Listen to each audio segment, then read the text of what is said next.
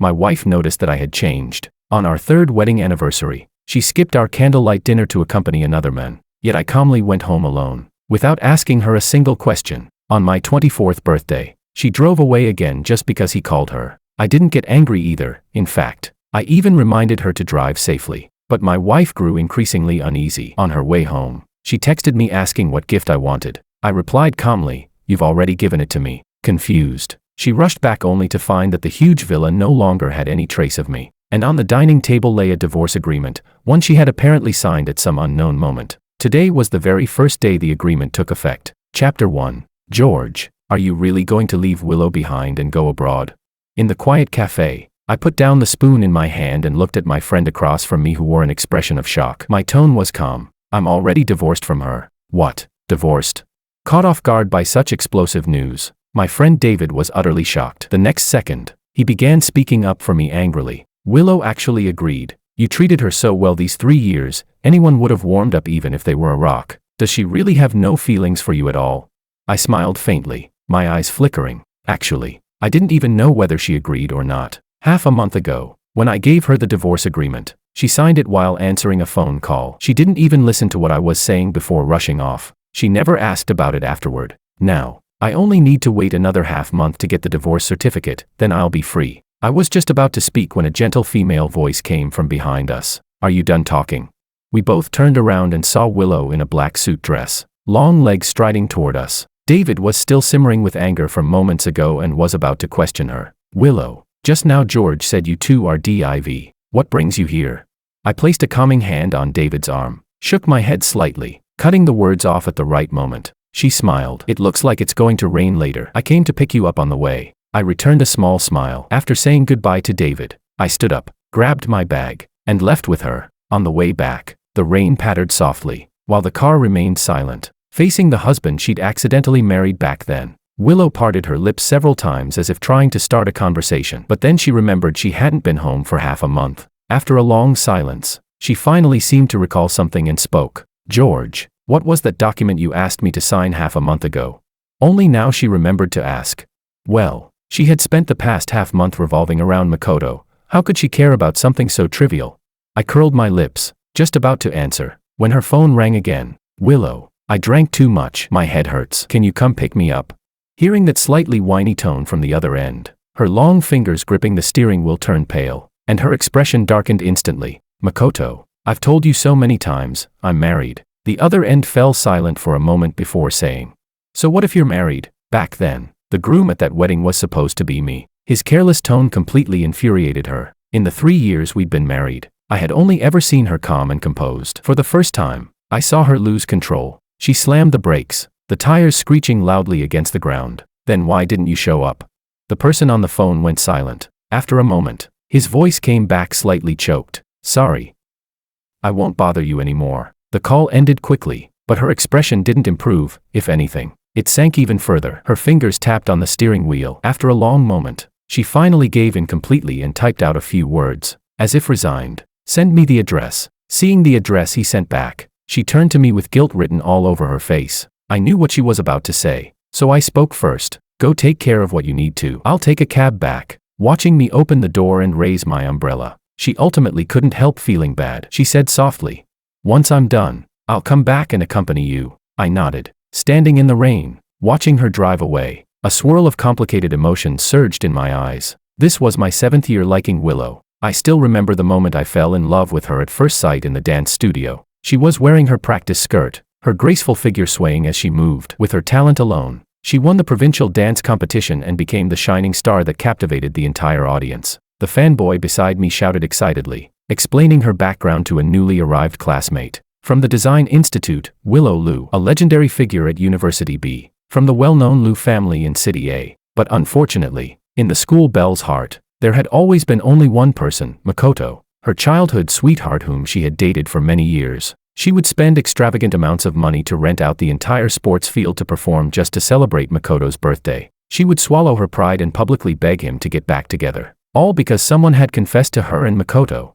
jealous and childish, blocked her on purpose. She would wait for him in the snow until her hands were frostbitten. Yet even if Makoto ditched her to play basketball with his roommates, she never complained. During all 4 years of university, I heard countless stories about Willow and Makoto's romance. I always thought I would be like a background character in a romance novel, quietly witnessing the two of them end up together. Until 2 years ago, when Willow graduated and couldn't wait to marry Makoto. I didn't receive an invitation, but I attended that grand wedding anyway, as a classmate. But even as the ceremony started, Makoto still didn't show up. Willow went mad, calling him 99 times. All she received was a text from him saying he didn't want to get married so early, and that he had already left the country. Willow's patience finally ran out that day. She stopped tolerating his tantrums and picked up the microphone. Today, I, Willow, have decided to change the groom. Which single man would like to volunteer?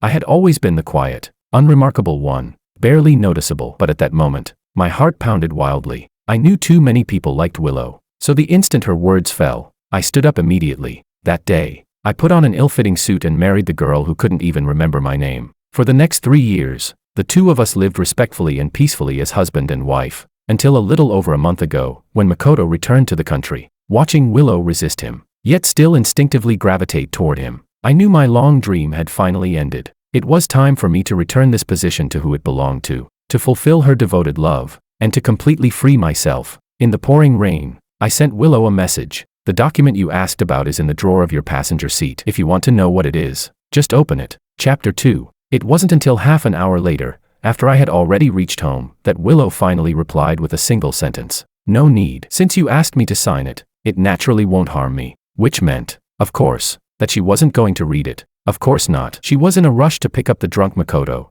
How would she have time to check it? Even though it was right there within her reach. The rain lasted the entire day and didn't stop until the following evening. I stayed home the whole time, quietly deleting all the posts about our married life from every platform. After clearing my moments, I backed out of the app and immediately saw Makoto's newly posted 9-photo collage. They were pictures taken on a yacht, every angle deliberately chosen, and each one showing a woman's slender hand. I knew it was Willow's, and I also knew Makoto did it on purpose. But now, I no longer cared about such trivial things. I turned off my phone, stood up, and went into the kitchen to prepare a salad myself. Just as I finished making dinner, Willow suddenly came home. Seeing the cake in her hand, I froze for a moment. You don't even like sweets. Why did you suddenly buy a cake? She walked over, glanced at my dinner, and frowned slightly. Today is your birthday. Did you forget? Why are you eating such a simple meal? I was stunned. When I was 4 or 5, my parents divorced and left me with my grandmother. When I was 15 or 16, my grandmother passed away. With no one to care about me, I stopped celebrating birthdays altogether. But in the 3 years after marrying Willow, she remembered every single one. No matter how busy she was, she always made time to come back and celebrate with me. Whenever I returned from long trips, she would worry about my safety and personally pick me up from the airport. Whenever there was any anniversary, she would personally prepare something, giving me unexpected surprises. I once thought all those small gestures of care and kindness meant affection, until 1 month before our wedding anniversary, when she used work matters as an excuse to cancel the candlelight dinner we had reserved in advance. Disappointed, I went to the bar because David called me to bring him a jacket, but instead, I unexpectedly ran into Makoto. He was dead drunk, holding onto the woman who was supposedly working overtime, refusing to let go. Her face darkened, and she pried his arms off angrily. Makoto, don't you dare pull this crap again. Let go. What do you take me for? Something you can toss away and pick up whenever you feel like it. Makoto didn't listen to a single word she said. Using the same hand she had pushed away, he wrapped his arms around her waist again, over and over, relentlessly. In the end, she finally gave in. She stood there dazed, eyes lowered, filled with restrained affection as she looked at him, her voice soft with surrender. Makoto, what am I supposed to do with you?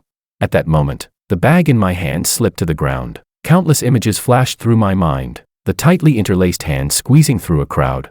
The tilted umbrella in the pouring rain.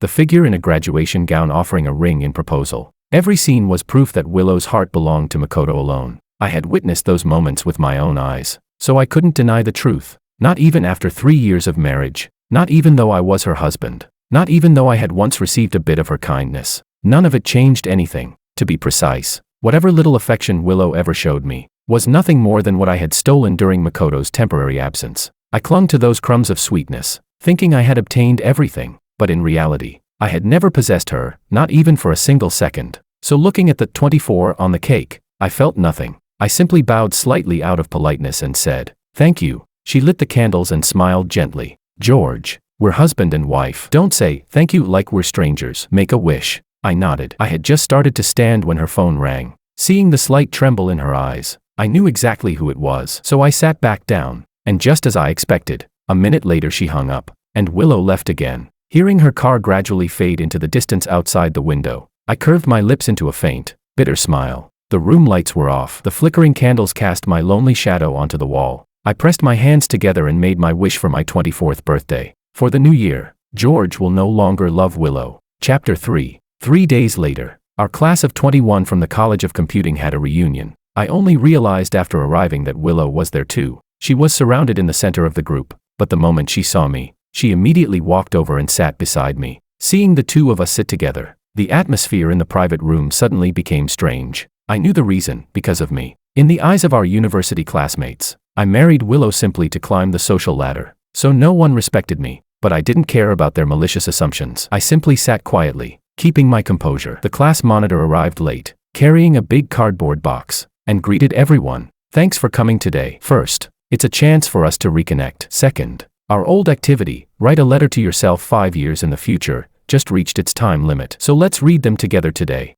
Instantly, everyone rushed forward, excited and noisy. Let's make this fun. Everyone randomly picks a letter and reads it out loud. Nice. Let me pick one first.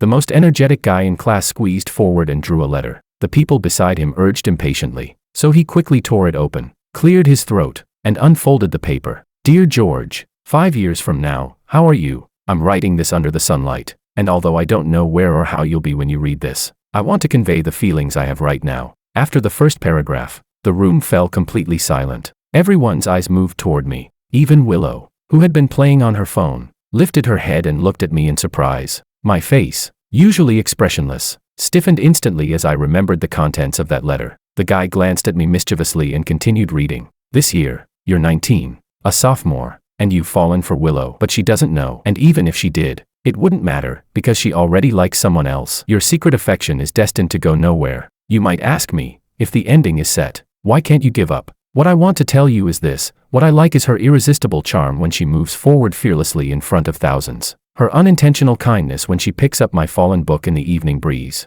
Her sincerity and politeness even when she rejects someone's confession. I'm the one whose neck gets sore from turning to sneak a look at her during morning meetings. I'm the one who braves storms to put medicine in her desk when she gets hurt from dancing. I'm the one who fills my entire diary with her name through the night. Maybe she won't remember me for the rest of her life, but that's okay. Secret love is always a one-person war. When the letter ended, the entire room was dead silent. Willow's entire body stiffened. Suddenly, she remembered the wedding that year, the one she hated thinking about. She remembered the moment, surrounded by odd gazes, when someone stood up without hesitation and walked resolutely toward her. Only at this moment did she finally understand why I married her. Not because, as others claimed, I was trying to latch onto power, but simply because I had quietly loved her for many years. Her long silent heart suddenly began pounding uncontrollably. On impulse, she wanted to ask all the questions buried deep inside her. But before she could speak, Makoto's call came in. Willow, I'm downstairs at the club, some debt collectors have me cornered. He hadn't even finished when Willow's expression changed drastically. She shot to her feet and rushed downstairs. The moment she saw the group of fierce-looking men, she raised her fist and charged, fueled by anger. Her blows were harsh and heavy. Within a few punches, she beat a man until blood spurted from his mouth. The group behind him hurried to shield Makoto. He cried as he said one of the tattooed men threatened to chop off his hand. Hearing that, Willow immediately grabbed a steel rod from nearby and smashed it down on the thug's hand. A scream of unbearable agony tore through the air. I rushed downstairs, and this was the scene I saw. Seeing the man's right hand mangled and bleeding, nearly destroyed, I froze. Instinctively, I looked up at Willow, but all I saw was her turning away, shielding Makoto as she left. The person who had just acted with cold, brutal decisiveness had now softened completely, switching to a gentle tone, comforting him carefully, a level of care, one I had never received. I lowered my eyes, hiding my emotions, and let out a self-mocking smile. Then I quietly turned around and went home alone.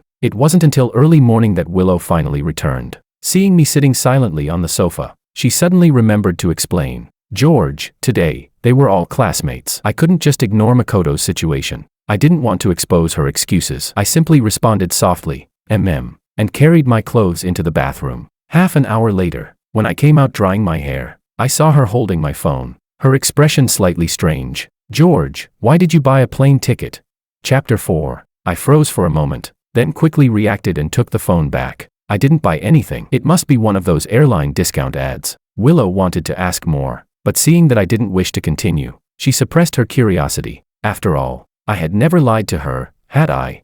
So she put the phone down, nodded, and was about to wash up, but I stopped her and took out the first aid kit from the cabinet. You got cut on your back by a shard of glass. Let me take care of it. Willow paused, then obediently sat on the sofa and took off her jacket, revealing the cut. It wasn't a deep wound, but because it was on her back, no one had noticed. She didn't expect me to notice either. As she watched me carefully disinfect the wound with a cotton swab, she remembered the letter. George, about that letter today. Just rinse it when you shower later. Otherwise it might get infected. And be more careful when you fight next time. Don't get hurt again, because no one will be there to treat you. I didn't give her a chance to ask anything. Interrupted mid-thought. Willow didn't catch the last part of what I said. She lifted her head. What did you say?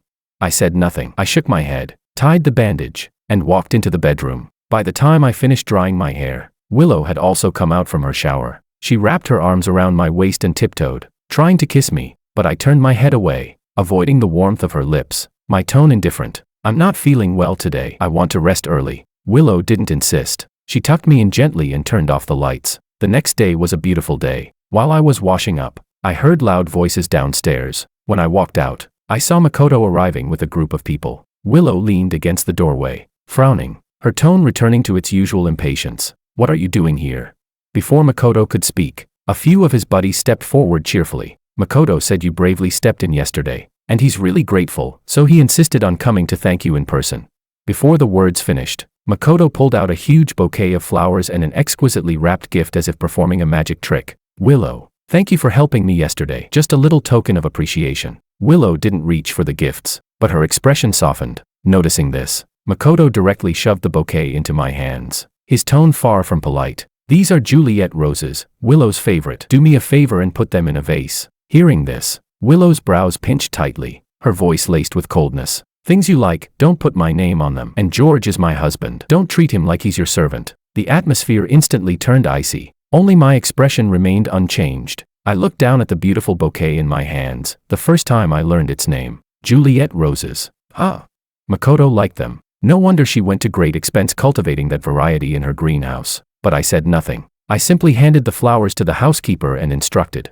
Please bring down the vases from the display cabinet on the second floor. Makoto's gaze toward me turned oddly meaningful. I ignored it and carried my breakfast to the balcony. Even with just a window between us, I could hear the conversation in the living room clearly. Willow, isn't this the paper crane I folded back in middle school? You kept it in a crystal box. If you like it, I'll fold you another box tomorrow. Ah, isn't this the Lego set I threw in the trash years ago? You actually picked it up. Hey, isn't this the maple leaf we picked up at Shangyun Mountain? You really made it into a bookmark and kept it all these years. Listening to Makoto's excited, treasure-hunting tone, I remembered the first time I came to this villa. I had asked Willow where these items came from. She said, little gifts my younger cousin made in kindergarten. I just kept them. I actually believed her back then, completely overlooking the complicated flicker in her eyes, the mixture of affection and resentment, attachment and unwillingness, all emotions that unmistakably belonged to love. Chapter 5. After a noisy morning, Makoto volunteered to treat everyone to lunch. Willow rejected him with a single sentence. No need. If you're done causing trouble, please go home. Makoto acted as if he hadn't heard, pulling her by the hand toward the door. His buddies, afraid she wouldn't go, grabbed me along as well, dragging all of us out. We drove as a group to a hot spring resort. I rarely interacted with them, so I couldn't blend in. Not that I wanted to, I simply sat alone in a corner, watching their lively drinking games. Willow noticed my discomfort, walked over, and tried to pour me a glass of juice. I was just about to take it when she suddenly stood up and walked toward the crowd. Makoto was lifting a glass of whiskey to his lips when she snatched it from him. Then her sharp reprimand echoed across the room. You're allergic to alcohol. You still dare to drink. Are you trying to die? Makoto blinked innocently at her. I thought it was juice. I grabbed the wrong glass. Why are you so mad?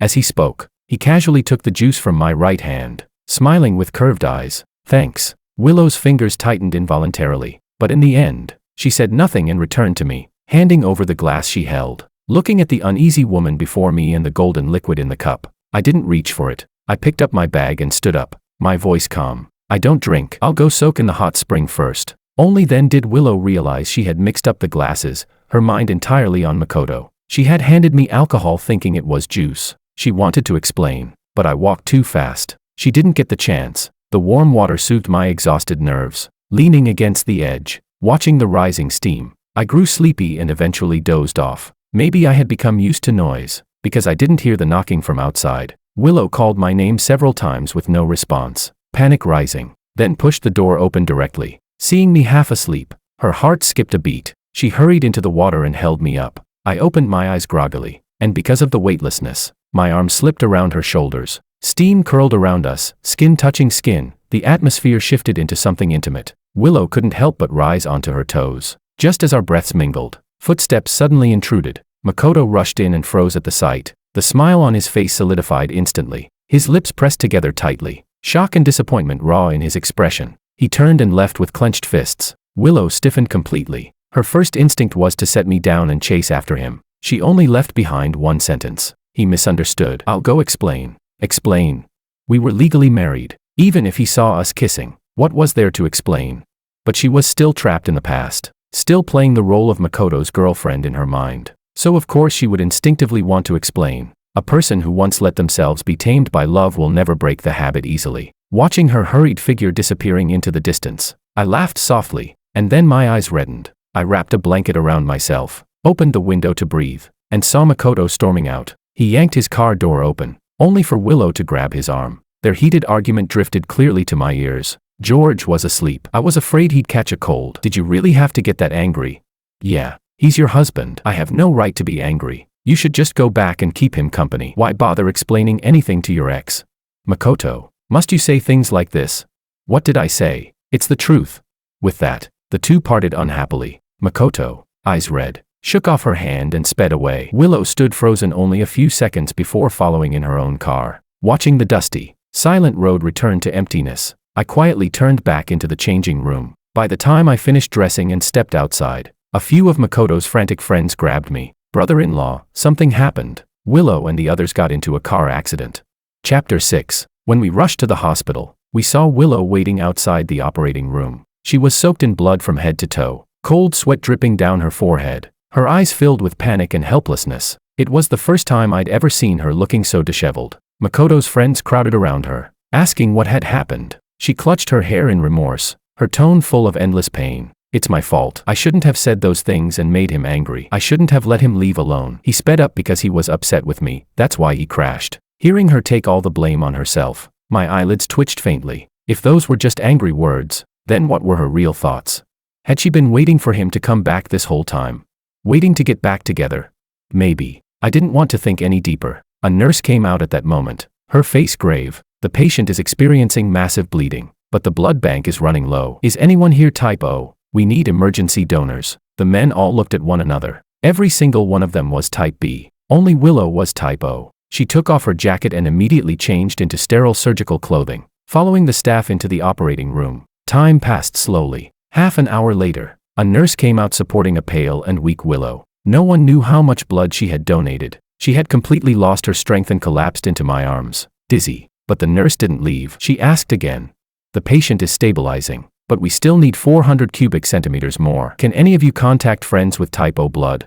Everyone made calls during the wait, but no one could find another type O donor. As the atmosphere turned heavy, Willow, anxious beyond reason, forced herself to stand up. Only 400 cubic centimeters. I'll do it. The nurse stared at her in shock. You already donated 600 cubic centimeters. Do you still want to continue? Makoto's buddies all panicked and rushed to persuade her. Willow, stop. I'll have my secretary check the company, see if anyone with your blood type can donate. Willow shook her head stubbornly. Makoto can't wait that long. As she spoke, she rolled up her sleeve, revealing the bruised puncture mark. Seeing her pushing herself this far, I finally couldn't stay silent. The doctors are doing everything they can. They can request blood from other hospitals. You don't need to do this. Willow paused for only a moment, ignored my words, and walked away again. Watching her resolute figure disappearing into the operating room, everyone fell quiet. Makoto's friends sighed heavily. When it comes to Makoto, Willow loses her mind. She once injured her leg fighting for him and stayed in the hospital for 3 months. After being discharged, she went straight to beat the other guy up.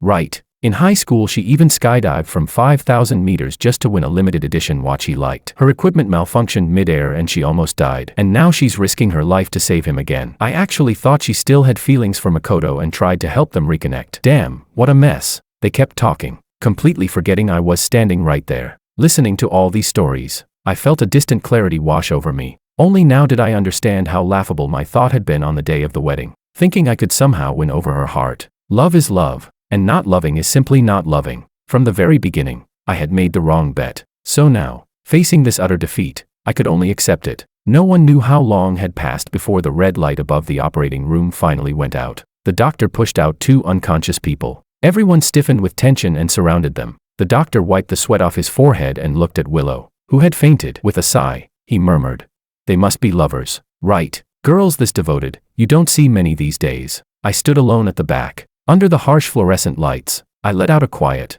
wordless laugh. Chapter 7. It wasn't until noon the next day that Willow finally woke up, groggy and disoriented. Her mind hadn't fully cleared yet, and the first words out of her mouth were about Makoto. Was his surgery successful? How is he? Did he wake up yet?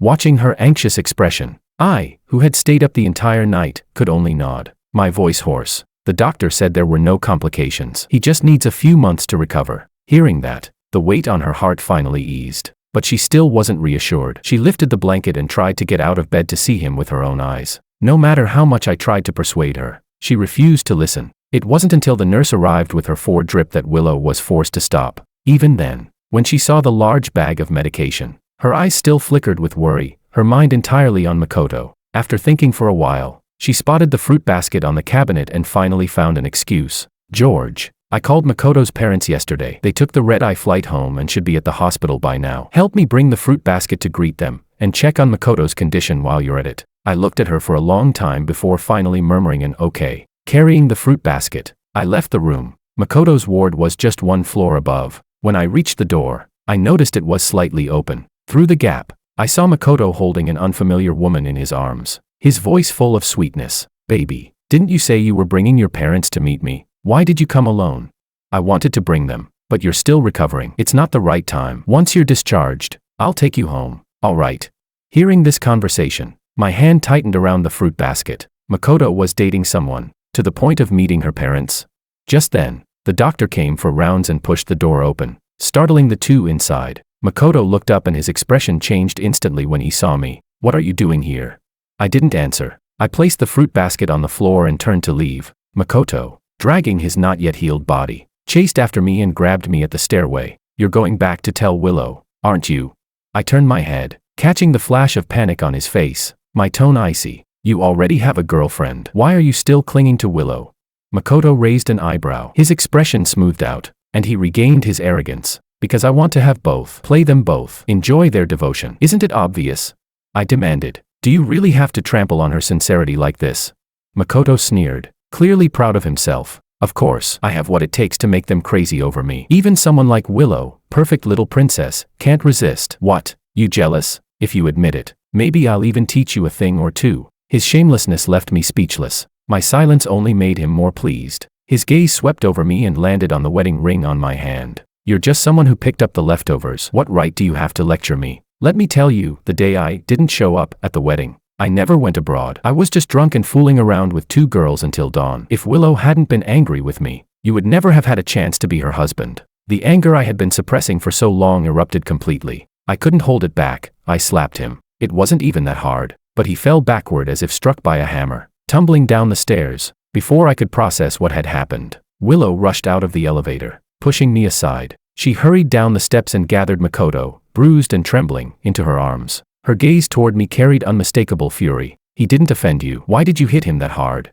Makoto intentionally showed the red handprint on his cheek and teared up in her arms. "Forget it. Willow, maybe George is upset because I'm your ex. I don't blame him. Let's just go." In one breath, he cut off every explanation I wanted to make, trapping the words in my throat. As I watched her expression sink darker and darker, I knew, no matter what I said now, it would be useless. Silence, to her, was no different from admitting guilt. Disappointment washed over her eyes. She helped him up and walked away, without looking at me again. Chapter 8. After leaving the hospital, I received a call from the staff saying that my visa was ready. I retrieved all my documents and began packing my luggage. The calendar on the table shed a page every day, and soon it was down to the last few. This year was about to end, and I was about to leave the city I had lived in for more than 20 years. During this entire week, Willow didn't come back even once. Makoto, on the other hand, Sent me countless provocative messages every single day. 7 days before my departure, he sent a video. Willow was half kneeling, gently massaging his calf, her movements soft and tender to the extreme. As I watched the video, I threw away everything I had bought for her over the years into the trash bin. 5 days before leaving, he sent several photos. Willow had delivered a box of jewelry and personally slipped a ring onto his finger. I smashed our wedding photo into pieces and tossed it straight into the flames. 3 days before leaving, it was an audio recording. Willow, even in her sleep, murmured his name with deep affection in her tone. I packed up all the gifts she had given me after we got married and shipped them to a charity. This villa I once considered home slowly emptied out, and my small amount of luggage was gradually completed. The household staff, seeing this scene of total detachment, grew worried and came to ask what had happened several times. I smiled lightly, sounding relaxed. Just divorced, that's all, miss. She agreed. Agreed. I didn't know, but I thought, if Willow were to see that divorce agreement now, she would probably be very happy. After all, her heart and eyes were filled entirely with Makoto. 2 days before I left, Makoto sent another message. This time, the camera wasn't on Willow, it was on his parents. Looking at the three of them smiling around the hospital bed, I felt nothing. I still didn't reply. Instead, I opened my contacts and deleted Makoto, Willow, and everyone connected to them. On the day I left, the first snow arrived. I carried all the diaries I had organized last night and all the unsent love letters into the garden. The orange firelight illuminated my face and burned away all the memories of youthful affection. I tilted my head up, watching the drifting snowflakes, wondering how long it would take for the snow to cover the ashes. Just as I drifted into thought, the tightly closed gate suddenly opened. After being gone for so long, Willow finally returned, walking briskly. She glanced at me crouching on the ground, then walked into the living room. When she came back out, she stopped beside me. Seeing the pale pink envelopes, she couldn't help recalling that letter at the party. The heart that had stayed angry for so long finally softened a little as she spoke. I've been busy lately. When I finish things in a couple of days, let's sit down and talk properly. Talk about the divorce. I smiled, lifted my eyes to her, and spoke with complete calm. There's no need to talk. The thing you wanted the most, I already gave it to you a month ago. A thing. What thing? Just as she was about to ask, her phone buzzed a few times. She opened the messages, and her brows and eyes softened with delight. Seeing her expression, I tossed the last few love letters into the fire and stood up. My tall figure blocked the flames behind me. She finished replying just as the letters burned out, and she forgot what she had wanted to ask. I personally escorted her to the door and opened the car door for her. A cold wind swept in. Seeing how lightly I was dressed, she gently told me to go back inside so I wouldn't catch a cold. But I insisted on staying outside to see her off. Through the car window, she saw me lift my hand and wave, saying something softly. She didn't hear it clearly, but it was probably just the usual drive safely kind of reminder. She had heard it countless times over the past 3 years, so she didn't take it to heart. The car started and quickly disappeared from view. I stood alone in the snow for a long time before returning to my bedroom, putting on my coat, and carrying my suitcase downstairs. The snowfall grew heavier, flakes landing on my head, making me look from afar as if I had white hair. The taxi stopped at the villa gate. Before getting in, I turned back for one last look and repeated the words that had been barely audible earlier. Goodbye forever, this city, and goodbye forever, Willow. Chapter 9. Willow drove straight to the hospital. Today was Makoto's discharge day. Last night, he complained that he wanted to look at childhood photos, so she had gone home specifically to retrieve them. Carrying the heavy bag to the elevator, she brushed past a woman she didn't recognize. From the woman, Willow caught a faint, familiar scent, Makoto's favorite perfume. This woman had just come out of his room. Was she one of his friends? A trace of suspicion rose in Willow's heart, but the elevator arrived quickly, and she dismissed the thought, pressing the button for the 7th floor. When Makoto saw her, his face lit up with a radiant smile. The two of them flipped through the photo album together, reminiscing about the past, talking about their childhood. Willow soon forgot everything else weighing on her mind. By noon, the Ito family came to pick Makoto up. Upon seeing Willow, they immediately expressed their gratitude. Willow bowed politely, her tone extraordinarily humble. Makoto's injury is partly my fault. Taking care of him is the least I can do. Hearing that, Makoto gently patted her hand. I already said it has nothing to do with you, Willow. Yesterday I even called my parents over to explain what really happened. Don't keep blaming yourself, okay? Ito's father nodded approvingly. All these years, his mother and I have been busy with work. If not for you taking care of Makoto, who knows how out of control he'd be. It's us who should thank you. Makoto walked to Willow's side, ready to act spoiled again, when his mother tugged him back. You're adults now, and you have your own family. Makoto still clings to you and causes trouble. Don't take it personally. We'll teach him properly so he won't bother you again." The atmosphere in the ward froze instantly. Willow understood the implication immediately. Her breath faltered for a second before she controlled herself, restoring her composure. The smile on her lips faded, replaced only by formality and distance. Makoto's expression changed too, but pretending not to understand his mother's warning. He looked at Willow with a cheerful grin, trying to change the subject. All right. Willow and I grew up together. What trouble? She even promised to drive me home today, didn't you?" Willow lifted her eyes to respond.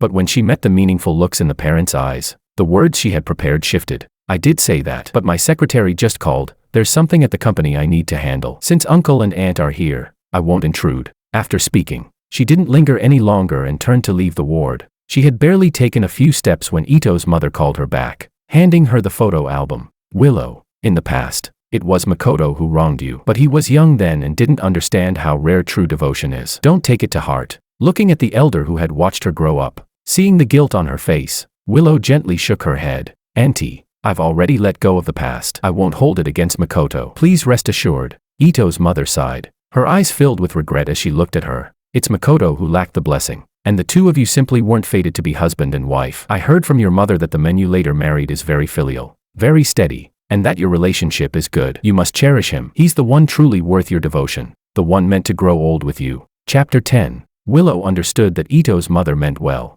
She also knew that her story with Makoto Ito had ended the moment she stood on that wedding stage and, out of anger, declared she would marry someone else. During the past 3 years, she had tried to forget the past and live her life properly with George, but how could she easily let go of someone she had loved for 18 years?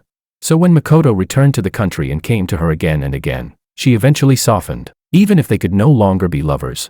At least they were still friends, or so she told herself. Holding on to that thought, she allowed herself to go back to him, again and again. To be honest, whenever Makoto cried and told her he still loved her, her heart was moved, but those moments were like ripples stirred by the wind on a lake. They disappeared just as quickly as they appeared. Each time she was on the verge of falling again, she would remember that George was her husband. Again and again, she felt like she was trapped in a fog with no way out, until she heard those words today, and suddenly, it was as if someone had lifted the veil from her eyes. Thinking of that figure standing in the snow at dawn, watching her drive away, a wave of warmth rose in Willow's chest. She bowed deeply to Ito's mother, her voice filled with sincerity. "Thank you for telling me this. I understand now." After leaving the hospital, Willow returned to her family's old house. Her mother called her into the study, her tone unusually serious. "When you first got married, I thought George's family background didn't match yours, so I wasn't pleased with him. But in these 3 years, seeing how well he treats you,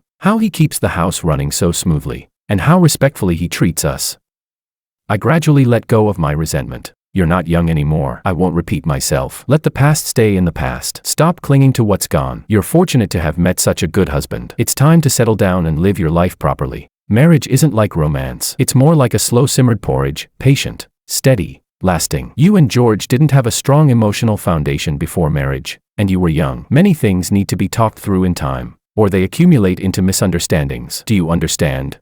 Willow hadn't expected her always reserved mother to speak so earnestly about these domestic matters, but she knew every word was true. She lowered her head respectfully. "You're right. I know what I should do now." Her mother nodded with satisfaction, then took out a box and slid it toward her. "These are the heirloom rings your grandmother gave me when I got married. Give them to George. The day after tomorrow is your father's birthday. Remember to bring George home so we can all have dinner together." Willow opened the box and stared at the pair of emerald rings inside, their glow warm and old. She froze for a moment. Suddenly, she remembered the wedding from 3 years ago, the one that stirred up so much chaos. After Makoto announced over the phone that he was canceling the wedding, both families stormed off in anger. She stood alone at the center of the stage, heart completely shattered, and took the microphone, pouring out every emotion she had buried for years. She didn't even remember what she said. It wasn't until George stood up, pushed backstage by her panicked bridesmaids, and when he returned to her sight, that she finally snapped back to reality. The wedding march played. He had put on that slightly oversized suit,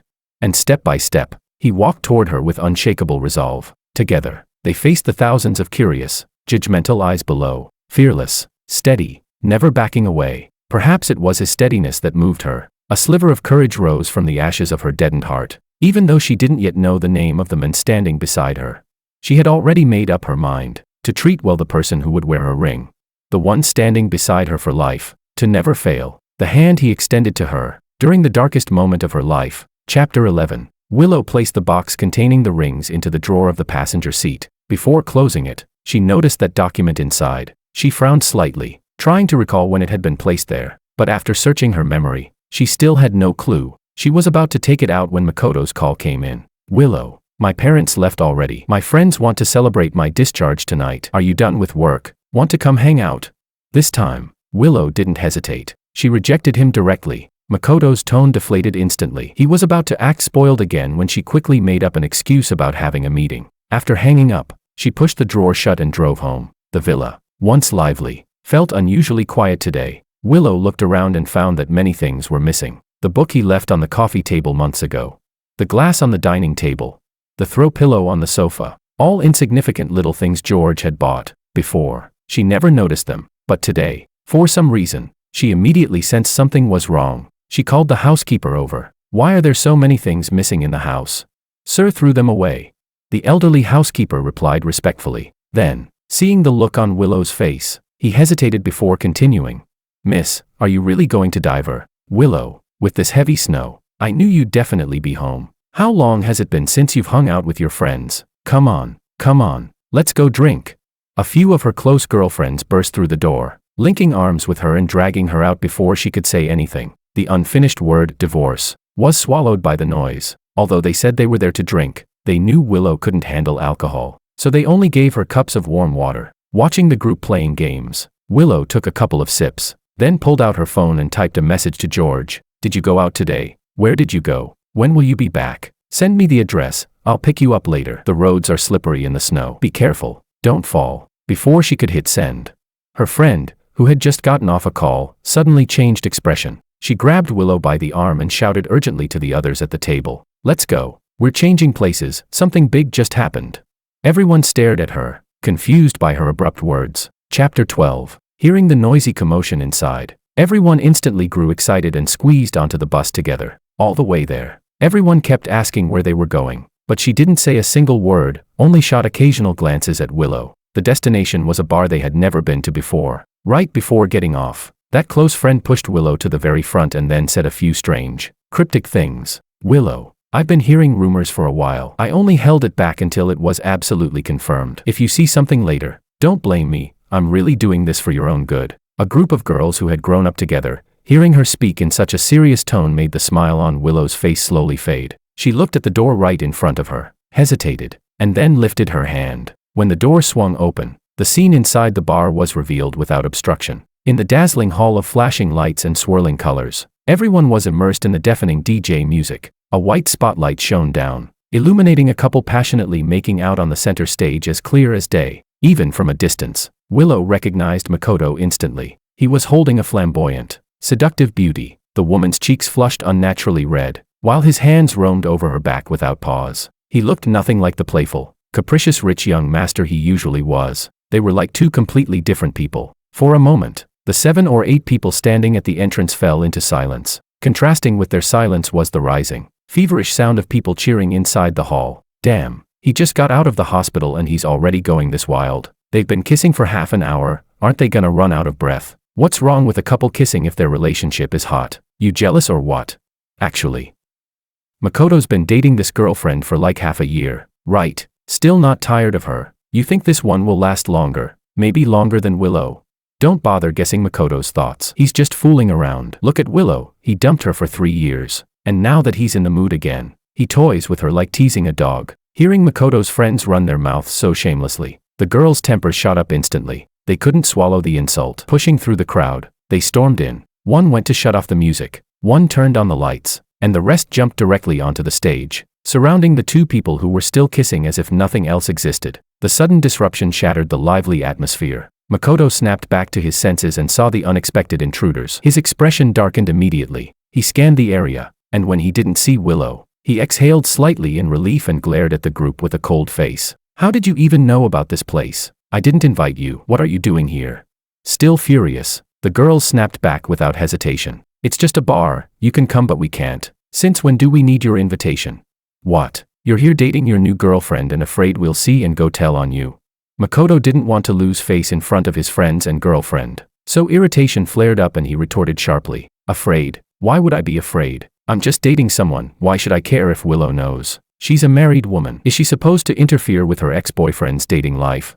The moment he said this, his buddies started clapping and whistling. Seeing their reaction, not angry but amused, Makoto's heart tightened. He sensed something was wrong, and just as he was about to ask, the girls cut him off. Pretending to be some heartbroken ex still hung up on Willow. Done acting now. Makoto, you've been with another woman for half a year. Why eat from one bowl while staring at another? Why go messing with Willow again? Hearing that, Makoto's girlfriend also realized something was off and her expression darkened. Makoto hadn't expected anything like this today. He knew the situation was spiraling out of control. With a reckless heart, he spoke without thinking. Wasn't she the one shamelessly begging me to get back together? She annoys me to death. You think I'd chase after her? She stuck to me like a simp. I couldn't shake her off. I got sick of her 3 years ago. That's why I ran away from the engagement. It had nothing to do with studying abroad. The only person I like now is my girlfriend. So these are your true feelings? Huh? Facing their harsh questioning, Makoto refused to back down. He raised his chin, like a proud peacock. Of course, even if Willow herself were standing here, I'd tell her the truth word for word. With that declaration, no one spoke again. The girls instinctively stepped aside together, creating a clear path. Watching their coordinated movement, Makoto's right eyelid began to twitch violently. He turned his head and saw the familiar figure standing at the doorway. The restlessness in his heart instantly froze over. The crowd watching the drama below also turned with him. Chapter 13. 3 years later, Willow once again became the center of everyone's attention. But unexpectedly, there was almost no expression on her face. None of the emotions people imagined, anger, disappointment, pain, embarrassment, showed even a trace. There was only the calmness that comes after countless storms, and the serenity of a curtain finally falling. Across the vast sea of people, she looked at the person on the stage whose face had turned deathly pale. The men she had loved for many years yet could never truly have. The groom who had left her alone at the wedding venue. At this moment, he felt like a complete stranger, as if she were meeting him for the first time. But she had known him for 18 years. I listened to every word without missing a single one. Thank you for finally not lying to me anymore, and for at last telling me the truth, Makoto. Amid countless whispers, Willow's voice was calm and composed. It didn't sound like confrontation, more like she was commenting on today's weather. The girls on stage looked at her expression and suddenly recalled the scene from 3 years ago when George first appeared before them. The exact same expression, the exact same tone, the exact same feelings. I am currently single, if you don't mind. I can become your groom, Willow. After announcing this to everyone with complete tranquility, Willow lowered her eyes, and a faint smile curved her lips. She also thought of George, and only now did she finally understand the kind of pressure George had been under that day when he chose to stand by her side. Such a quiet, cautious man, yet he had gone that far for her. It took her 3 whole years to finally see his grand, burning love. Fortunately, it still wasn't too late. Willow no longer intended to waste time on things unworthy of her. She turned around and left without hesitation. Step by step, firm and unwavering. Back in the car, Willow opened her phone and sent the message she hadn't managed to send earlier. With a ding, she thought George had replied instantly and lowered her eyes to look. Among the white and green interface, the red exclamation mark was glaringly obvious. She blinked rapidly at the friend verification notice below. The note and the profile picture in the center of the screen were unmistakable. It was George, but why had he suddenly blocked and deleted her?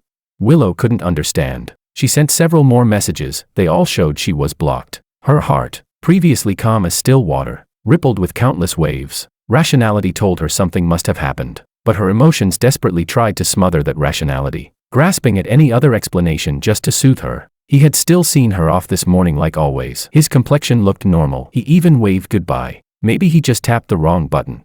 Willow tried hard to reassure herself, but the way she sped off, flooring the gas pedal, betrayed her panic. She ran 10 red lights in a row before making it home before dark. Inside, everything looked the same as when he left, still cold and quiet. So quiet, it didn't feel like home anymore. Seeing the kitchen light on, she thought George was inside making sobering soup and rushed straight in. There was soup boiling on the stove, but it was the housemaid watching the pot. Seeing Willow, she quickly bowed and hurriedly ladled a bowl to hand it over. Willow hadn't drunk any alcohol, but still took a small sip. The hot soup slid down her throat, yet it wasn't the taste he was used to. Willow frowned and asked, "Isn't the sobering soup normally made by Mr. George?" The maid's clear eyes widened in shock, and she apologized in panic. Sorry, miss." Before moving out, "Sir taught me how to cook it. but I didn't write it down properly. Please wait a moment, I'll make a new pot right away. From her entire explanation, Willow heard only one phrase. Before moving out, her heart, pounding uncontrollably, plummeted straight into an endless darkness. When did he move out? This morning, after you left the house. Chapter 14. Living room, bedroom, study, bathroom. Willow searched through every corner of the house, yet there was still no trace of George anywhere. The old butler, drawn over by the noise, looked at her panicked, disoriented appearance and finally voiced the question he had been holding back in his heart. Miss, why did you agree to divorce, sir? Divorce? Hearing that word, Willow felt the entire world spin around her. She had never heard George mention such a thing. Why did everyone assume she was the one asking for a divorce? She tried desperately to recall everything that had happened recently, attempting to find some clues. David's strange behavior at the cafe, the plane ticket she hadn't gotten the chance to look at properly, the cryptic things George said this morning. The thing you wanted, I already gave it to you. Thinking of that sentence she never got to clarify, Willow became increasingly anxious. She had her secretary investigate George's whereabouts while she drove out to search for him herself. She first went to the old house he lived in before the marriage, but only saw its doors and windows sealed shut. Neighbors nearby told her George had returned yesterday, throwing away many belongings, looking as though he was preparing for a long trip. The next second, her secretary sent a message. President Lou, I found that Sir bought a plane ticket to San Francisco half a month ago. He departed this morning and should have arrived by now. So George wasn't simply moving out, he had decided to leave the country. Realizing this, a chill spread through Willow's heart. She couldn't understand why George would suddenly think of divorce, nor why he would leave without any warning. Becoming her husband, standing by her side, wasn't that what he had always wanted? After instructing her secretary to book a flight to the U.S., Willow returned to her car. She didn't start the engine. She leaned back against the seat, staring blankly at the chat interface showing she had been blocked. Her phone, uncharged all day, issued a low battery warning. She pulled open the drawer to take out the charging cable. Her gaze swept across the document folder. This time, she finally opened the file that had been sitting untouched for a month. The moment she saw the words, divorce agreement, Willow's hand trembled uncontrollably, but she still forced herself to stay calm as she flipped through each page, until she reached the last page, and saw her own signature written in her own handwriting. She froze completely. Why was her signature on a divorce agreement? Why did she have absolutely no memory of signing it?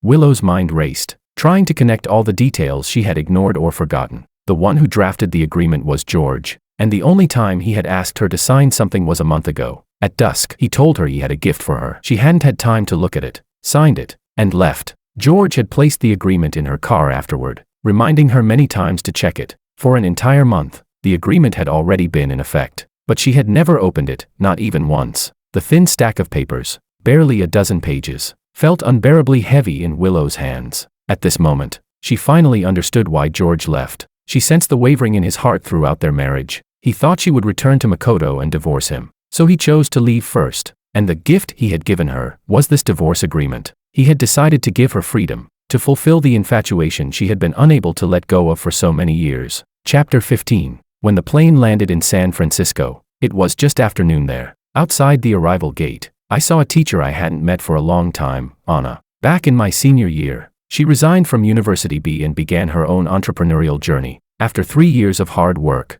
she had successfully established herself in Silicon Valley. I had accepted her job offer. This was why I decided to go abroad. This outstanding woman, barely in her early 30s, had always been close to her students back in school. Now that she was in the professional world, she still carried no airs. The moment she saw me, she waved warmly. George, long time no see. I pushed my suitcase over, smiling as well. MS. Sue, long time no see. I already quit my teaching job. Don't call me teacher if you don't mind. Just call me Anna from now on. Her warm, cheerful temperament made me, someone still not used to being in a foreign country, feel unexpectedly comforted. I didn't insist on being formal and simply called her Anna. Anna responded with a smile and pulled me along toward home. On the way, we reminisced about many things. From funny moments in class to farewell gatherings, both of us were filled with emotion. George, when you finished your master's program half a year ago, I invited you to the U.S., but you didn't accept back then. What made you change your mind so suddenly? My eyes paused for a moment, then returned to normal quickly. After thinking for a few seconds, I chose my words carefully. At that time, I didn't know what I wanted to do yet, and I also didn't want to go abroad because of my family. So I didn't accept your offer, but now I've figured it out. Since I'm not sure what lies ahead, I might as well try exploring, maybe along the way. I'll find a new dream. Anna had been through the same stage and understood how lost young people could feel when they first entered society. She comforted me with a few gentle words. Life is always one step at a time. Look at me. I taught at a university for several years before realizing I wasn't suited for the ivory tower life. So I stepped out to see the world. You're still young. Feeling lost is normal. But as long as you take this brave first step, I believe you'll find your direction. With Anna herself as proof, her words felt like a dose of reassurance. After she parked the car, she brought me to the apartment. A standard 2-bedroom, 1 living room layout, facing south with plenty of sunlight, and a supermarket right downstairs. Seeing how clean and bright the room was, half my exhaustion faded away. Anna pulled me around to show me everything, explained all the important details, and then took me out for dinner. After eating, we stopped by the supermarket to purchase the essentials. After sending me home, she didn't disturb me further. She left her address and then departed. I took a shower, lay on the bed, and looked at the sky slowly darkening outside the window. Suddenly, everything felt unreal. Yesterday at this time, I was still wrapped in a blanket in the villa in City A, watching the heavy snow outside the window. And today, I had already flown across the ocean to another city, starting a new life alone. The room was quiet. Lost in my thoughts, I soon fell asleep. I had a dream. In the dream, I sat at Willow's wedding. And this time, Makoto didn't run away, he married her. I watched them exchange rings and vow to spend their lives together. I left during the moment everyone cheered for their kiss and returned to the silent campus, where I buried myself in studies for 3 years. After graduation, I flew to America to begin a new life, never returning again. And in this short lifetime, the only connection between Willow and me was those 4 years as classmates. After that, her bridge was her bridge, my road was my road. I was forever the stranger whose name she never remembered. Perhaps the dream felt too real. When I woke up the next day, I was still half dazed. I couldn't distinguish reality from the dream. I sat on the sofa alone for a long time. It wasn't until noon, when Anna called, that I finally snapped out of it. George, are you up? I'm downstairs at your building. Want to get lunch together? Chapter 16. I found Anna's car in the parking lot. I pulled open the passenger door, and as I bent down, I caught a glimpse of someone sitting in the back seat. Out of courtesy, I didn't look closely, thinking I would wait for Anna to introduce them. After I sat down and fastened my seatbelt, the person beside me didn't speak, but a familiar voice came from the back. Did you rest well, George? Hearing that familiar voice, I jerked my head up. Through the rearview mirror, I saw a familiar face. It was Willow. Though it had only been 1 day since we last saw each other, she looked exhausted, as if she hadn't rested in a long time. Yet her eyes, when they met mine, were clear and unwavering. For a moment, countless words rose to my throat, but I didn't know where to begin. In the end, I said nothing at all. The car fell into silence. A minute later, Anna finally sensed something off. She quickly turned to glance at me and tried to ease the atmosphere. George, this is your classmate Willow. Don't you recognize her? She just landed and called me wanting to catch up. Since you two were classmates, I thought we could all have a meal together. You don't mind, right?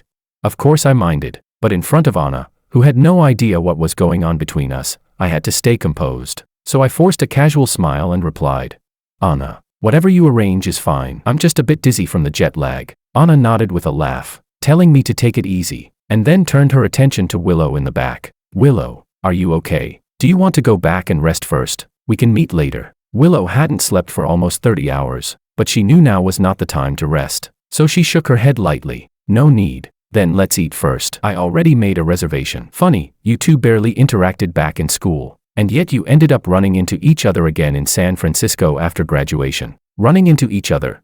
Even with my head lowered, I could feel the scorching gaze behind me. I knew that since Willow had come here, she had come for me. The heir of the Liu group, a woman raised amid applause and admiration her entire life, abandoned by someone as insignificant as me. Of course she wouldn't be willing to let it go. I closed my eyes and pressed my temples, trying to force my mind to function so I could deal with whatever was coming next. Meanwhile, the conversation beside me continued. Probably not a coincidence. I came to San Francisco for something very important, so meeting George was inevitable. Her tone suggested she knew me well, but the way I acted made it seem as though I didn't know her. The contradiction made Anna confused, and she asked, So you came to find George? Are you too close? Do you keep in touch often after graduation?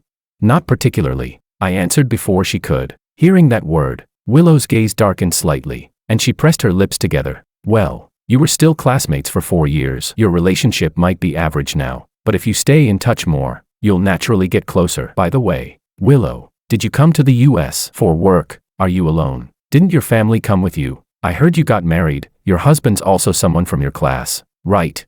Hearing that, my heartbeat quickened, and I unconsciously clenched my hands. After a moment, Willow's hoarse voice finally came. Yes, but not long ago. He asked me for a divorce. I came to the US to deal with it. Anna hadn't expected her casual gossip to hit such a private matter and suddenly felt awkward. I didn't want the topic to continue, so I cut in directly. Anna, did you book a Western restaurant or Chinese restaurant today? How much longer? I haven't eaten anything since I woke up. I'm a bit hungry. Anna shot me a grateful look and immediately followed up. Western restaurant, just a few hundred meters ahead. We're almost there. Chapter 17. This meal lasted for an hour. During the whole time, Anna acted as the intermediary, helping both sides communicate. Watching me lower my head and focus on eating, Willow could only swallow all those questions she had held back for so long. Halfway through, something urgent happened at the company. Anna hurried off to deal with it and left first. What started as a teacher-student dinner turned into a divorced couple facing each other like in court. The atmosphere instantly froze. After I finished the last piece of steak,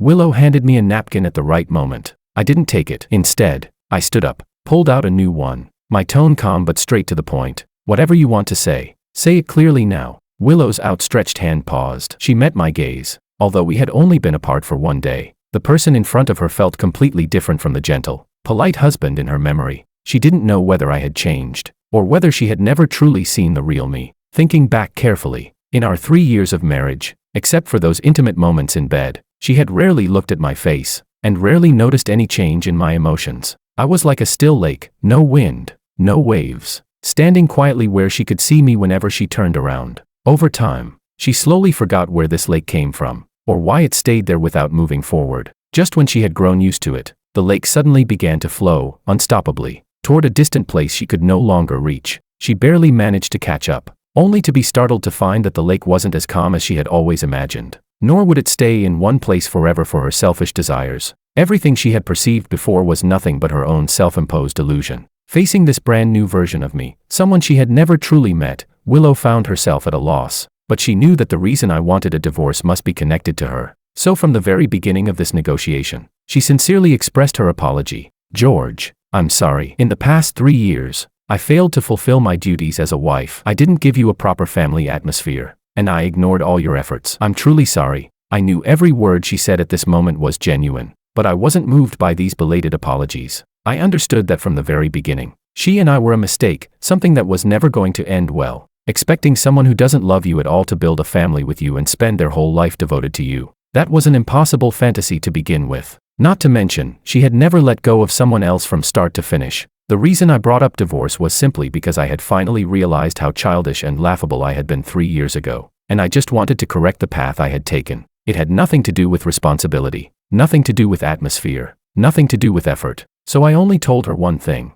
I don't need your apology. All I need is for you to submit the divorce agreement. Then mail me the divorce certificate. Cash on delivery is fine. Willow froze. On the plane here, she thought there was still a chance. She stayed awake the entire night, thinking about how to apologize and win me back. But only at this moment did she realize how firm my resolve truly was. Looking at my calm face, a trace of panic flashed in her eyes. Her voice grew hurried. Do we really have to get divorced? Why?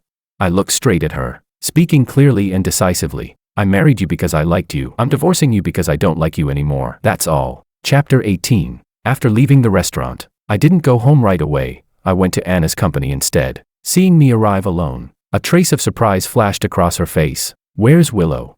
After you left, she said she also had something to take care of. Since I'll be starting work in a couple of days, I figured I'd come take a look around first. Anna didn't think too much about it. Her tasks had just been handled, so she warmly gave me a tour of the entire company. After work, we had dinner together before I finally returned to my apartment. The moment I walked in and unlocked my phone, I saw a verification request. It was from Willow. Suddenly, her words before we parted surfaced in my mind. Since you've made up your mind about the divorce, I'll respect your decision. It's me who wasn't worthy of your affection, who failed to cherish your feelings. I'm sorry, but after all, we were married for 3 years. Even though we split up, could we still be friends? Friends? Between Willow and me, what reason was there to continue being friends? I couldn't think of any. In my view, we should part ways peacefully and then never cross paths again. So I didn't accept her request right away. By the time I was getting ready for bed at 10, I noticed she had sent another verification message. This time, it came with a note. There are some clauses in the divorce agreement I'd like to discuss with you. Since it concerned the divorce, I immediately tapped accept. She skipped all pleasantries and directly sent over the revised document. As I read through it carefully, I saw she had changed the original division of assets to an equal split, which meant that after receiving the divorce certificate, I would be taking half of her entire fortune. This sudden windfall from the sky left me uneasy, so I sent her a voice message. For the asset division, let's stick to the original agreement. You don't need to give me that much according to the marriage law, otherwise, I'd feel undeserving. Willow seemed to have expected this. She replied quickly, I know you didn't marry me for money. I didn't revise the contract to compensate you. This is simply the legal standard. All of it is rightfully yours. Don't overthink it. I explained a few more things, but she kept replying with the same stance. Eventually, I grew tired of arguing and let her decide. Days passed. I officially began my job and gradually adapted to my new rhythm of life. A month later, I received the divorce certificate, along with countless properties, shares, and other assets. Looking at the bank account filled with more zeros than I could count, I had no idea what to feel. In the end, I put all the documents and cards away, pretending nothing had happened, and continued living as usual. Winter passed. Spring arrived. As always, I went to work. Right after entering the building, Anna called me into her office. The meeting today was about arranging collaborative projects with several domestic IT companies. They needed to choose an assistant to accompany her back to the country for negotiations. Her gaze swept across the room and finally landed on me. George, you'll come with me. The moment she called my name, I was surprised. I had only been employed for 1 quarter. Logically, this kind of major project shouldn't fall to me. But since Anna had chosen me, all I could do was agree. After the meeting, we stayed behind in the conference room. She didn't beat around the bush. George, although we'll be negotiating with 4 companies on this trip, our main focus is the Liu Group. Liu. Hearing that surname, my heart tightened. Instinctively, I looked up at her. Willow. Anna nodded. After hesitating for a moment, she chose to be honest. After our last small gathering, Willow met with me again in private. The direction of this project was set during that meeting. She told me some things about you and her. Since it's your personal business, I never brought it up. But now the project is at a crucial stage. To ensure everything goes perfectly, I want to ask for your help. Come back with me to work on the negotiations. I know this request is a bit presumptuous, but I hope you can understand. Chapter 19. I didn't really understand what Anna meant. I was just a newcomer who had joined the company not long ago, with no background or connections. For a project this important, what was the point of bringing me along? Just because I was Willow's ex-husband.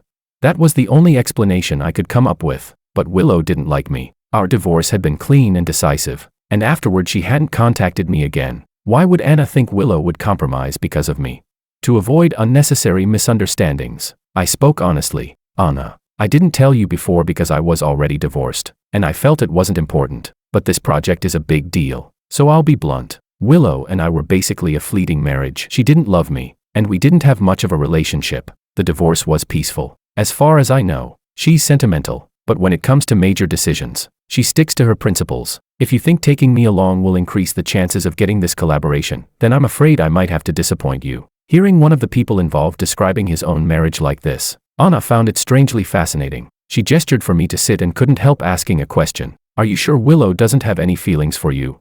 I nodded immediately. Seeing my firm expression, Anna couldn't help recalling what Willow had told her before leaving San Francisco. Professor Sue, George and I, we're actually married, or more accurately, we're divorced. I didn't do well in this marriage. He became disappointed in me, so he asked for a divorce. He was very firm about it, and I didn't want to make things harder for him, so I agreed. But personally, I want to repair this relationship. I just need time to calm down and think. George definitely won't want to return with me, so could I trouble you to look after him for a while?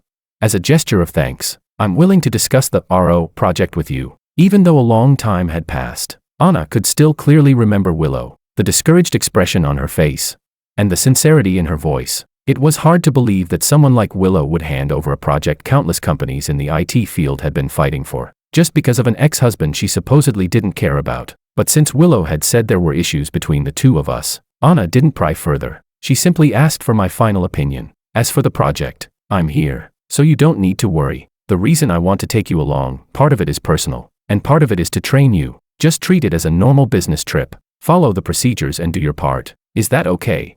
Having worked with Anna for a while, I knew she was straightforward and wouldn't scheme behind my back. And this trip really was a rare opportunity, one I didn't want to waste. So after thinking it over for a long time, I agreed. The departure date was set for a week later. I worked while packing my luggage. The closer the date came, the calmer I felt. Looking back on the past, It all felt like a dream. Now that I'd woken up, I was completely clear-headed again, no longer attached to what was gone. As for Willow, she had simply returned to where she started, someone I used to know, and I had already decided how I would face her when we met again. Chapter 20. Returning once again to this familiar city, my mindset had completely changed. Pushing my suitcase, I walked out of the airport with Anna, chatting and laughing along the way. While talking, Anna spotted her parents and waved to them from afar. She introduced me to them, and they warmly invited me to go home with them. Knowing the three of them must have endless things to talk about after reuniting, I didn't want to intrude, so I politely declined. After we parted temporarily, I pushed my suitcase outside alone, only to realize it was pouring rain. There were Northwest cars on the road. I opened a rideshare app, about to call a car, when a black vehicle suddenly stopped in front of me. Instinctively lifting my head, I saw Willow walking toward me under an umbrella. Months had passed, she had grown much thinner, dressed in a dark green trench coat, tall, quietly elegant, like a slender stalk of bamboo. I didn't expect her to appear, and for a moment, I froze, but she walked straight up to me, eyes filled with emotions I couldn't read, and spoke in a low voice. "Long time no see. George, have you been well lately?" I stepped back a few paces without thinking, putting distance between us. "Fine." My indifferent reply made something faintly sink in her expression, but she understood, this was normal. After all, we were just a divorced couple now. She quickly composed herself and glanced at the suitcase in my hand. "It's raining too hard. Let me drive you to the hotel." Seeing the driver assigned notification on my screen, I shook my head. "No need, I already got a ride." "Then take this umbrella, otherwise your luggage will get soaked." Her sudden thoughtfulness made something twist strangely in my chest. "I don't need your help, and I don't see any reason for us to have further contact. President Liu, don't you agree?" Her fingers, hidden inside her sleeves, trembled ever so slightly. She forced a small smile, strained and fragile. "Now that we're divorced, we can't even be friends."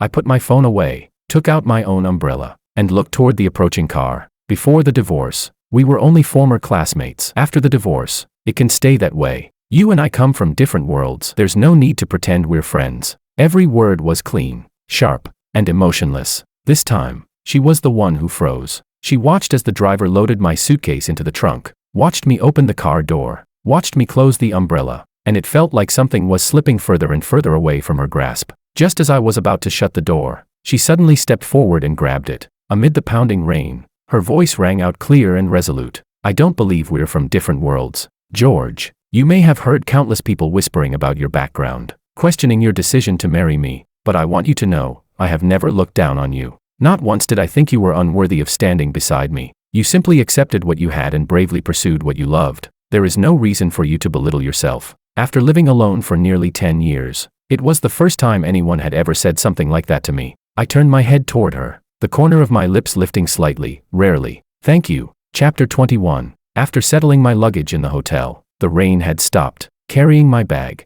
I headed to the restaurant to meet David. The two of us hugged tightly and immediately started catching up on each other's lives. When David heard that I had taken half of Willow's assets, his jaw dropped so wide it could swallow a plate. He grabbed my shoulder, ignoring the strange looks from the people nearby, and screamed uncontrollably, "Aha, my brother is rich now. Damn, if I cling to your thigh, does that mean I won't have to worry for the rest of my life?" I quickly covered his mouth, apologized to the annoyed customers around us, and dragged him into a private room. Once we were alone, David blinked dramatically and whispered, "So, did the money actually arrive?" "It did, but I don't dare spend it. It feels like some windfall that'll be taken back any moment." David couldn't stand hearing that. He grabbed my arm and lectured me earnestly. "What windfall? This is your legal share. If Willow's that generous, then just use it. What's there to feel guilty about? It's not like you held a knife to her throat and forced her to marry you." He wasn't wrong. Seeing that I was slowly relaxing, David grinned, picked up the menu, didn't even bother looking at it, and slapped it into the waiter's hand. "Your most expensive Australian lobster or whatever, bring me one." After acting rich, he leaned back proudly, looking extremely satisfied. "So, how was my performance? Felt realistic, didn't it?" I gave him 2 thumbs up and deliberately teased him. "Very impressive. I just wonder if you'll still look that confident when the bill arrives." "Ah, George, aren't you treating me?" After a big meal, David was completely fulfilled. Seeing his satisfied expression, I pressed the service bell. Just as I was about to pay, a mocking voice suddenly sounded behind me. "Well, if it isn't George." David and I turned around and saw a group of people coming down from the upper floor, mostly alumni from B University, all circling around Makoto as they approached our table. David leaned over and whispered gossip in my ear. George, the day after you left the country, the whole scandal about Makoto 2-timing and 3-timing blew up everywhere. Since too many people were involved, it even trended online. I heard it was Willow's best friends who exposed everything. His reputation nosedived. He panicked and tried to crawl back to Willow, but she didn't even give him the time of day. You should have seen his face when she rejected him in public, green and white at the same time. Funniest thing ever, Makoto, having caught bits of the conversation, immediately darkened. He glared at me with hostility, his voice full of resentment. George, didn't you leave the country? What are you doing back here? That has nothing to do with you. What are you so proud of? Don't tell me you think coming back means you have a chance to get close to Willow again. She never cared about you before, and she definitely won't now. I had no clue why he had such strong hostility toward me. I was already divorced from Willow, but I didn't want to argue with this group, so I paid the bill and pulled David along to leave. My indifference only made Makoto angrier. He quickly stepped in front of us, blocking the way. You stole my wedding spot and took half of Willow's fortune. You're just a scheming, gold-digging wannabe. What are you pretending for? Even with that money, look at yourself. That poor boy stench all over you. Don't get it on me. Chapter 22. A few of Makoto's lackeys burst into laughter after hearing his insult. David, furious, was about to rush forward to argue with them, but I quickly held him back. I looked at Makoto calmly, my voice light and steady. The money Willow gave me was something she offered on her own. Just like all those rumors about you, legitimate, justified, and absolutely true. After saying that, I didn't bother checking his expression. I simply dragged David away, stabbed right in the heart. Makoto flew into a rage. He shoved a passing waiter forward. The pot of steaming hot soup tipped over, spilling straight toward David and me. Just as the scalding liquid was about to hit us, Willow leaped in front.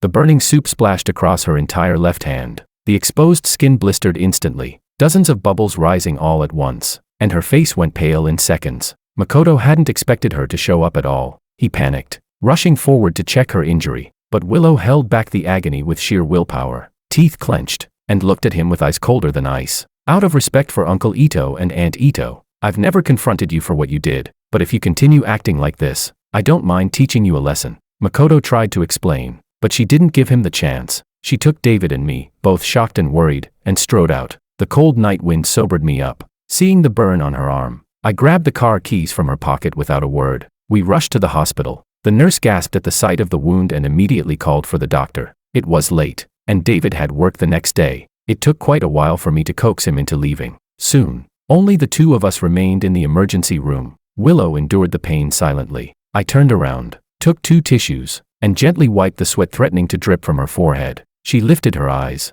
saw the guilt pooling in mine, and whispered shakily, "My injury has nothing to do with you. He targeted you because of me. I should be the one apologizing." In a moment like this, arguing about right or wrong no longer meant anything. So I said nothing and went to the pharmacy to get the medicine prescribed by the doctor. By the time I returned, her wound had already been treated. The doctor reminded us of many precautions before finally letting us go. I drove Willow back to her house, stepping into the familiar villa, seeing the living room almost unchanged from before. A trace of days passed through my eyes. The old butler saw me and immediately lit up with joy, rambling excitedly, "Sir, you're finally back. During the time you were gone, Miss has been waiting for." Halfway through the sentence, he noticed Willow's injured hand and froze. "Miss, how did you get hurt?" I ignored his first words and passed him the medicine, repeating the doctor's instructions before turning to leave. Watching my figure grow distant, Willow felt something inside her hollow out. She wanted to ask me to stay, but when the words reached her lips, they died there. Her hesitation and disappointment only made the butler more anxious. Unable to hold back, he chased after me and called out, pouring out everything he hadn't had time to say. "Sir, now that you're back, please don't leave again." These 3 months, aside from work, Miss spent her days staring at the flowers you planted, zoning out. At night she dreamed about you coming home. Every week, she flew to the US to see you, but she never dared contact you, afraid she'd disturb you. I hadn't known any of this. I thought she had completely moved on, that she'd started a new life. Hearing the butler's words, my first reaction was disbelief. Willow, wasn't she the one who only loved Makoto? Why would she do so many irrational things for me, her ex-husband? So I didn't take his words to heart. Instead, I told him seriously, "Uncle Law, Willow Liu and I are already divorced. I've put the past behind me. Whatever happens in the Liu family has nothing to do with me anymore. And don't call me sir, just call me George from now on. It's getting late. I'll head back. Please take good care of yourself." Chapter 23. After a brief 2-day rest, I returned to work mode. I followed Anna to negotiate the collaboration details, and I learned a great deal from the process. The project progressed unusually smoothly, everything unfolded naturally, without any obstacles. During the negotiation with the Lu Group, Willow Lu herself did not attend. She sent a vice president in her place. I quietly let out a breath and handed over the prepared contract. After reviewing the terms, the vice president expressed clear interest in cooperating but raised one condition. During the entire duration of the contract, the coordinator responsible for communication between both parties must be me, personally designated by the Lu Group. Anna immediately guessed the truth. This was definitely Willow's idea. She wanted to use this collaboration as an excuse to keep me here. After considering it carefully, Anna decided to ask for my opinion directly. So when we left the Lu Group building, we found a cafe to sit and talk. "George," she said, slightly hesitant, "I know it may be presumptuous, but, if you don't mind, could you tell me the story of your marriage with Willow?" I was silent for a moment, then eventually laid everything out, exactly as it had happened. 4 years as classmates, 3 years of marriage, together. They made up almost a third of my life, yet when telling it to someone else, the whole story felt weightless, as if I were recounting a stranger's past. Those vast, overwhelming feelings that once carried me through countless dark nights had long been worn down by time. Anna sat quietly after listening, unable to pull herself out of the emotions. She didn't know what to say. Any words in that moment felt pale and powerless. Silence flowed in the private room, looping endlessly. Seeing the heartache and regret in her expression, I smiled softly, my voice carrying the calmness that comes after surviving every storm. "Anna, I know you're worried. You want this project, but you don't want me to get hurt. I chose to tell you these old stories because I want you to know I really have let go. Whatever their reasons are for making this request, I'll treat it strictly as work. I may not have much experience, but as long as you need me, as long as the team needs me, I'll do my best. I won't let anyone down." Hearing my firm promise, Anna's eyes filled with tears. This project meant everything to her. It was her decisive chance at success. She had given her all to secure this collaboration, and the key piece in all of it was me. Using wasn't a pleasant word, but the truth was simple. The only leverage she had was Willow's lingering feelings for me, and it was the only way for her to win this project. Thankfully, I understood her dilemma and was willing to help. All her complicated gratitude in the end settled into the single soft sound of 2 glasses clinking together. At the end of April, Anna prepared to fly back to San Francisco with 4 signed contracts. I went to the airport to see her off. We hugged for a long time. Seeing a familiar figure appear in the distance, Anna couldn't hold back and asked softly, "George, you loved her for 7 years, and now she finally understands her own feelings. Are you really not going to give her another chance?" I knew she meant well. She hoped I could find happiness, but only I knew how unbearable those 7 years truly were before I finally let go. If it had only been unrequited love, it wouldn't have been so painful, just regretful. But when I had believed I'd reached the unreachable moon, only to realize it was merely an illusion reflected in water, a person no longer yearns for the sky. Some things are meant only to be admired from afar. So I answered with just one sentence, "Anna, life cannot be lived twice. We all have to keep moving forward." Chapter 24. For convenience at work, I rented a penthouse apartment. The next day, someone moved in across the hall. It was Willow. During that month in City A, I often ran into her in various places, next to supermarket shelves, at the entrance of a hot pot restaurant, in some quiet corner of a park. For someone of her status, she really shouldn't have appeared in those places. I knew she had been following me. When we occasionally ran into each other face to face, we exchanged a few polite words like ordinary acquaintances. Other times, she simply followed behind me silently, like a shadow, slowly, in my own little world. I got used to it. I even treated it like having a free personal assistant who didn't need to be paid. After becoming neighbors, our encounters grew more frequent, and Willow's smile became noticeably brighter. Occasionally, she would take the initiative to ask whether I wanted to take a walk together, have dinner together, or travel somewhere together. I always found an excuse to refuse. Every time I said sorry, her eyes would dim. Countless times, I thought she wouldn't ask again, but the next day, she would appear once more, as energetic and hopeful as ever, greeting me with warm enthusiasm. Watching her offer so much of herself, without reservation, reminded me, for no particular reason, of her college days with Makoto. Back then, she was like this too, afraid of being rejected, trying her best to please the other person, losing herself in the process. But I wasn't Makoto. I wouldn't shamelessly enjoy her kindness, nor toy with her feelings to feed my own ego. I only wanted to live each day well, to enjoy life, nothing more. Days passed, from spring to summer, then to late autumn and early winter. The project that lasted nearly a year finally approached its conclusion. Coincidentally, the contract's end date was also my 25th birthday. I booked a flight back to San Francisco for that day. The night before I left, I packed my luggage until midnight, when I suddenly noticed small flakes of snow drifting outside the window. At exactly 12 o'clock, someone knocked on the door. When I opened it, I saw Willow holding a birthday cake. She was smiling as she said, "Happy birthday." But I could sense the sadness hidden beneath her expression. I was stunned for a moment, then quickly returned to my usual calm, thanking her politely. After she lit the candles, I pressed my hands together and made a wish. When I opened my eyes, I saw the faint glow of hope flickering in hers. "What did you wish for?"